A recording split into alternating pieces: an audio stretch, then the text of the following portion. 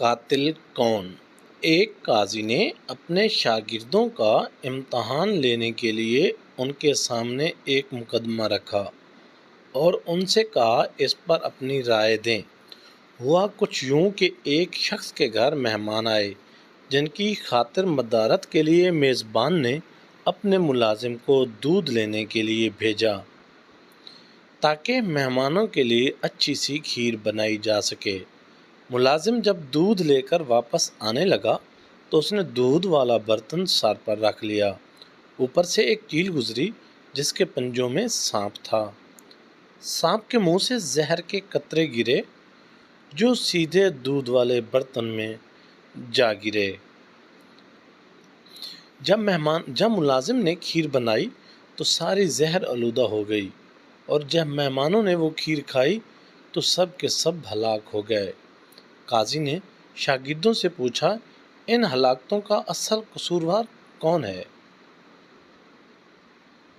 پہلے شاگرد نے رائے لکھی کہ غلطی ملازم کی ہے، اسے دودھ ڈھانپ کر لانا چاہیے تھا، لہذا مہمانوں کے قتل کا ذمہ دار وہی ہے اور سزا کا حقدار بھی ملازم ہی ٹھہرایا جائے گا۔ قاضی نے کہا کہ ٹھیک ہے اسے برتن ڈھانپ لینا چاہیے تھا لیکن یہ اتنا بڑا قصور بھی نہیں کہ اسے سزائے موت دی جائے۔ دوسرے شاگرد نے رائے میں کچھ یوں کہا کہ اصل مجرم گھر کا مالک ہے، مطلب میزبان، کیونکہ اس کو سب سے پہلے کھیر چکھنی چاہیے تھی، اس لیے وہ سزا کا حقدار ہے۔ قاضی نے کہا یہ جواز بھی غلط ہے۔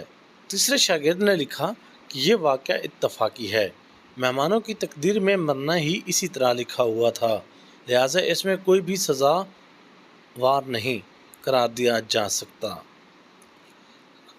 قاضی نے کہا اگر ہم تقدیر پہ فیصلے چھوڑ دیں تو پھر انصاف کون کرے گا، لہذا یہ بھی فیصلہ مسترد ہوا۔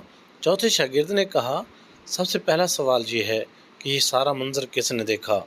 کس نے چیل کے پنجوں میں سانپ دیکھا